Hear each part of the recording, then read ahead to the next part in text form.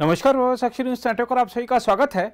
आज बात करेंगे अखिलेश यादव की, जिन्होंने अपनी पार्टी में माफिया डॉन के भाई का बाहें फैलाकर स्वागत किया। इसके साथ ही बात करेंगे गुजरात के उप मुख्यमंत्री नितिन पटेल के उस बयान की जिस पर बड़ा विवाद खड़ा हो गया है। साथ ही जानेंगे बंगाल की सियासत की नई हलचल के बारे में। लेकिन पहले बात करते हैं समाजवादी पार्टी की। अगर आप भी लेना चाहते हैं देश दुनिया की तमाम जानकारी तो आज ही सब्सक्राइब करें हमारे चैनल को।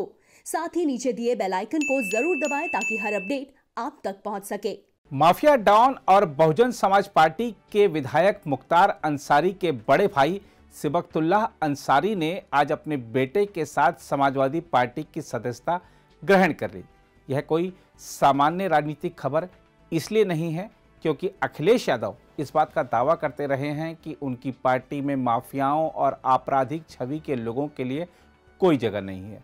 आपको याद दिला दें कि इसी क्रम में अखिलेश यादव ने साल 2012 के विधानसभा चुनाव में बाहुबली डीपी यादव को टिकट देने से मना कर दिया था। यही नहीं, जरा याद कीजिए 2017 का विधानसभा चुनाव। उस समय अखिलेश के चाचा शिवपाल यादव ने मुख्तार अंसारी को सपा में शामिल करवाया था तो अखिलेश यादव भड़क गए थे, जिसके बाद समाजवादी पार्टी से मुख्तार अंसारी को बाहर का रास्ता दिखा दिया गया था। लेकिन अब जब 2022 का विधानसभा चुनाव सिर पर है तो अखिलेश यादव ने अपना पुराना रुख बदल लिया है और माफिया परिवार की मदद की जरूरत शायद उन्हें महसूस होने लगी है। तभी तो विभिन्न मामलों में जेलों में बंद माफिया डॉन मुख्तार अंसारी के पूर्व विधायक भाई को सपा में शामिल करवा लिया।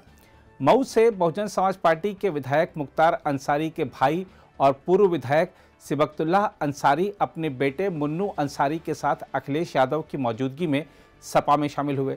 मोहम्मदाबाद विधानसभा क्षेत्र से 2 बार विधायक रह चुके मुख्तार के बड़े भाई सिबकतुल्लाह समर्थकों के साथ गाजीपुर से लखनऊ पहुंचे थे। सिबकतुल्लाह अंसारी गाजीपुर की मोहम्मदाबाद सीट से विधायक रह चुके हैं। 2017 के विधानसभा चुनाव में भाजपा की अलका राय से उन्हें हार का सामना करना पड़ा था। अब एक बार फिर वो सपा का दामन थाम रहे हैं। ऐसे में लगभग तय है कि उन्हें या उनके बेटे को 2022 के विधानसभा चुनाव में सपा वहां से टिकट देगी। ऐसे में गाजीपुर की सियासत एक बार फिर से दिलचस्प होने जा रही है। इसके साथ ही पूर्व सपा नेता अंबिका चौधरी ने भी अपने बेटे के साथ घर वापसी की है। मुलायम सरकार में कैबिनेट मंत्री रहे अंबिका चौधरी लोकसभा चुनाव के दौरान बहुजन समाज पार्टी में शामिल हो गए थे। अब वह फिर से समाजवादी पार्टी में शामिल हो गए हैं। अंबिका चौधरी 1993 से लगातार विधायक रहे। 2017 में बसपा से चुनाव लड़े लेकिन हार गए। पंचायत चुनाव में उनके बेटे ने समाजवादी पार्टी की सदस्यता ली और जिला पंचायत अध्यक्ष बने। अखिलेश यादव की मौजूदगी में समाजवादी पार्टी की सदस्यता लेते समय अंबिका चौधरी भावुक भी हो गए। इस दौरान अखिलेश यादव ने एक बार फिर भाजपा पर निशाना साधा।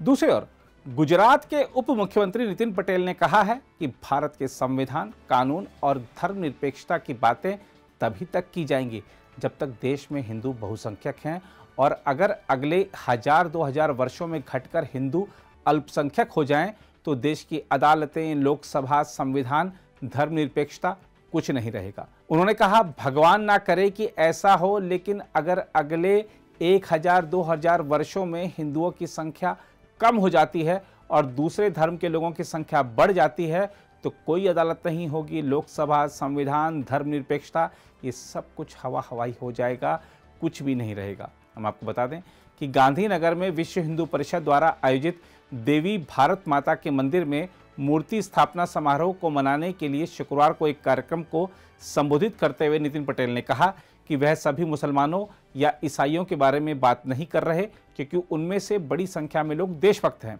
नितिन पटेल ने कहा, मैं सबके बारे में बात नहीं कर रहा हूं। हजारों और लाखों मुसलमान और ईसाई देशभक्त हैं। हजारों मुस्लिम भारतीय सेना में हैं, सैकड़ों मुस्लिम गुजरात पुलिस बल में हैं। वे सभी देशभक्त हैं, लेकिन मैं उनकी बात कर रहा हूं जो देशभक्त नहीं है। नितिन पटेल ने गुजरात धर्म स्वतंत्रता संशोधन अधिनियम 2021 को चुनौती देने के लिए एक मुस्लिम संगठन जमीयत उलेमा हिंद की आलोचना की। आपको बता दें कि यह कानून बल का उपयोग करके अंतर धार्मिक विवाह के माध्यम से धर्मांतरण को रोकना चाहता है। नितिन पटेल ने आश्चर्य जताया कि उसे कानून से परेशानी क्यों है जबकि यह धर्म विशिष्ट नहीं है। उल्लेखनीय है कि गुजरात उच्च न्यायालय ने मामला लंबित रहने तक इस विवादास्पद कानून की कई धाराओं पर रोक लगा दी है। बात करते हैं बंगाल की।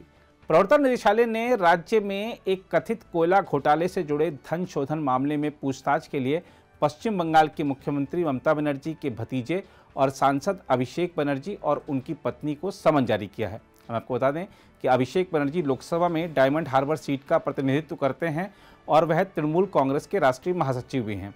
उन्हें मामले के जांच अधिकारी के समक्ष 6 सितंबर को पेश होने के लिए समन जारी किया गया है, जबकि उनकी पत्नी रुजिरा को धन शोधन रोकथाम अधिनियम के तहत इसी तरह का समन भेजकर 1 सितंबर को पेश होने को कहा गया है। अधिकारियों ने बताया कि मामले से जुड़े कुछ अन्य लोगों को भी अगले महीने अलग अलग तारीखों पर पेश होने के लिए समन जारी किया गया है। उल्लेखनीय है कि सीबीआई की नवंबर 2020 की एक प्राथमिकी का अध्ययन करने के बाद पीएमएलए की आपराधिक धाराओं के तहत यह मामला दर्ज किया गया था। सीबीआई की प्राथमिकी में आसनसोल और उसके आसपास कुरुस्तोरिया और कजोरा इलाकों में ईस्टर्न कोलफील्ड्स लिमिटेड की खदानों से संबंधित करोड़ों रुपए के कोयला चोरी घोटाले का आरोप लगाया गया है। इस मामले में अनूप माझी उर्फ लाला मुख्य संदिग्ध है। ईडी ने पहले दावा किया था कि अभिषेक बनर्जी इस अवैध व्यापार से प्राप्त धन के लाभार्थी हैं, जबकि उन्होंने सभी आरोपों से इनकार किया है।